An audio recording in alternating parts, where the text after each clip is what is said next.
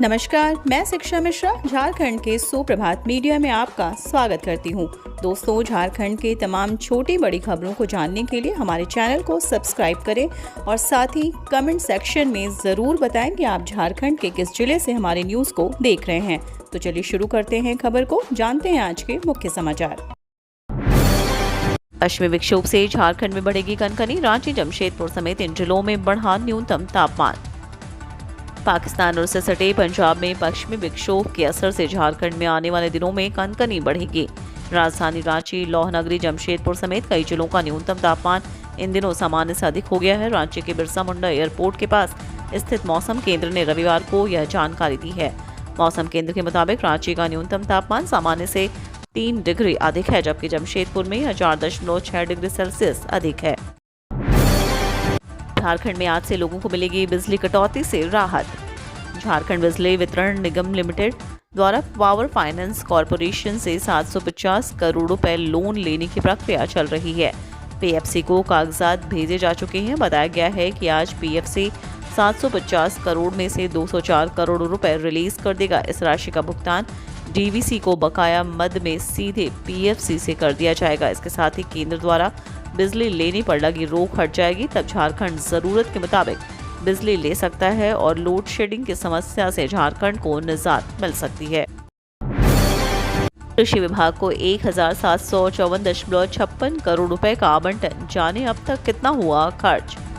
वित्तीय वर्ष 2022-23 का 4 माह ही बचा है। नवंबर माह के अंत तक कृषि, पशुपालन एवं गव्य विकास विभाग ने 53 योजनाओं पर शून्य खर्च किया है। विभाग में कुल 76 स्कीम है। कृषि विभाग की 21, पशुपालन की 17, गव्य की 8 तथा मत्स्य की 7 योजनाओं पर खर्च शून्य है। यह स्थिति नवंबर माह का अंतिम दिन तक की है। कृषि विभाग का पुनरीक्षित बजट 2900.61 करोड़ रुपए है। इसमें 1941.74 करोड़ रुपए की स्वीकृति आदेश निकाल दिया गया है। विभाग को 1754.56 करोड़ रुपए का आवंटन भी जारी हो गया है। इसमें मात्र 13.54 करोड़ रुपए ही अब तक खर्च हो पाए हैं। यह कुल बजट का करीब 5% ही है।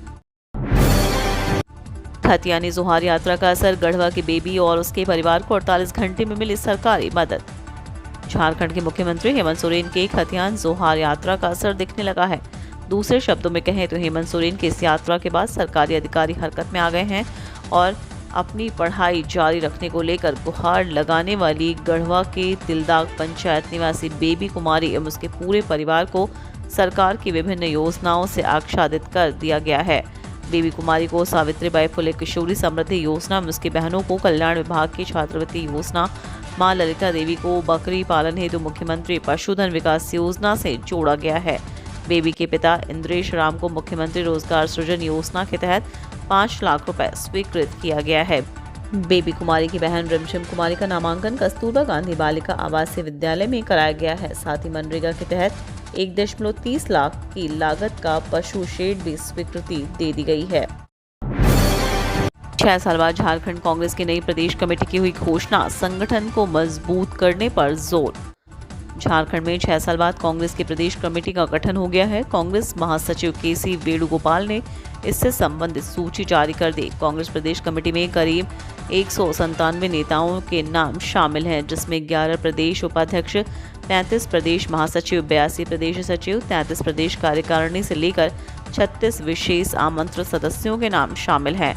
कांग्रेस प्रदेश की नई कमेटी पर नजर दौड़ाएं तो पुराने अनुभवी और नए चेहरों को भी मौका दिया गया। खासकर प्रदेश स्तर के नेता से लेकर जिला और प्रखंड स्तर के नेताओं को इसमें जगह मिली है। ईडी की कार्रवाई से झारखंड सरकार को नहीं है कोई खतरा, दुमका में बोले मंत्री आलमगीर आलम। झारखंड की उप राजधानी दुमका में पत्रकारों से बातचीत करते हुए उन्होंने हाल ही के दिनों में लगातार हो रही ईडी की कार्रवाई पर कहा कि झारखंड सरकार ने सोच लिया है कि जब तक केंद्र में ऐसी सरकार रहेगी, हमें इसी माहौल में काम करते रहना होगा। एक पैर कभी बाहर रहेगा, कभी अंदर। उन्होंने कहा कि ईडी की जो कार्रवाई हो रही है उससे सरकार को कोई खतरा नहीं है। हाँ, मेंटल डिप्रेशन होता है, काम की क्षमता प्रभावित होती है, लेकिन जनता ने जो हमें आशीर्वाद दिया है उनके लिए हमें काम करना है और महागठबंधन की सरकार अपना 5 साल का कार्यकाल पूरा करेगी। झारखंड हाई कोर्ट ने राज्य भर की अदालतों की सुरक्षा को लेकर जताई नाराजगी। झारखंड हाई कोर्ट ने राज्य भर की अदालतों की सुरक्षा, अदालत भवनों की जर्जर स्थिति को लेकर स्वतः संज्ञान से दर्ज जनहित याचिका पर सुनवाई करते हुए स्पष्ट जवाब दायर नहीं होने पर नाराजगी जताई। Chief justice doctor Ravi Ranjan व जस्टिस सुजीत नारायण प्रसाद की खंडपीठ ने सुनवाई के दौरान मौखिक रूप से कहा कि सरकार के जवाब में अदालतों की सुरक्षा के लिए उठाए गए कदमों की कोई जानकारी नहीं दी गई है। खंडपीठ ने सरकार को अदालतों की सुरक्षा को लेकर पहले और वर्तमान में उठाए गए कदमों की स्पष्ट जानकारी देने का निर्देश दिया।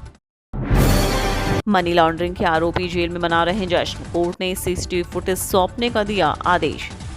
मनी लॉन्ड्रिंग के आरोपियों द्वारा रांची स्थित बिरसा मुंडा सेंट्रल जेल में बर्थडे पार्टी और जश्न मनाने की सूचना ईडी को मिली थी। इस पर ईडी की टीम ने जेल प्रशासन से सीसीटीवी फुटेज मांगा था। जेल प्रशासन ने ईडी द्वारा भेजे गए पत्र के आलोक में पीएमएलए कोर्ट में पिटीशन दाखिल कर यह जानना चाहा था कि फुटेज देना न्याय संगत है या नहीं। जेल प्रशासन की याचिका पर कोर्ट ने सीसीटीवी फुटेज ईडी को सौंपने का आदेश दिया है। विश्व कप हॉकी 2023 के आयोजन की ट्रॉफी सीएम आवास और मोरहाबादी लाई गई। ओडिशा के भुवनेश्वर में 13 जनवरी से आयोजित पुरुष हॉकी विश्व कप 2023 को लेकर तैयारियां जोरों पर हैं। विश्व कप की ट्रॉफी का देश के विभिन्न राज्यों में अवलोकन कराया जा रहा है। हॉकी इंडिया ने इसको लेकर विश्व कप हॉकी टूर का आयोजन किया। 13 जनवरी से राउरकेला और भुवनेश्वर में विश्व कप के मैच खेले जाएंगे। विश्व कप ट्रॉफी मोरहाबादी मैदान और सीएम आवास लाया गया। मुख्यमंत्री हेमंत सोरेन ने सीएम आवास में हॉकी वर्ल्ड कप ट्रॉफी का अनावरण किया और खिलाड़ियों को शुभकामनाएं दी। मौके पर कृषि मंत्री बादल पत्रलेख, पेयजल और स्वच्छता मंत्री मिथिलेश ठाकुर सहित अन्य मौजूद थे।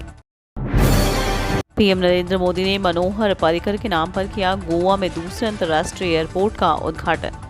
प्रधानमंत्री नरेंद्र मोदी 11 दिसंबर को गोवा के मोपा में अंतर्राष्ट्रीय एयरपोर्ट का उद्घाटन किया। वहीं इस एयरपोर्ट को लेकर गोवा के मुख्यमंत्री प्रमोद सावंत ने रविवार को घोषणा की। इस हवाई अड्डे का नाम राज्य के पूर्व सीएम और भाजपा के दिग्गज नेता मनोहर पर्रिकर के नाम पर होगा। आपको मालूम हो कि पर्रिकर का मार्च 2019 में निधन हो गया था। इस मौके पर प्रधानमंत्री नरेंद्र मोदी ने कहा कि मुझे खुशी है कि मोपा गांव में इस अंतर्राष्ट्रीय हवाई अड्डे का नाम स्वर्गीय मनोहर पर्रिकर जी के नाम पर रखा गया है।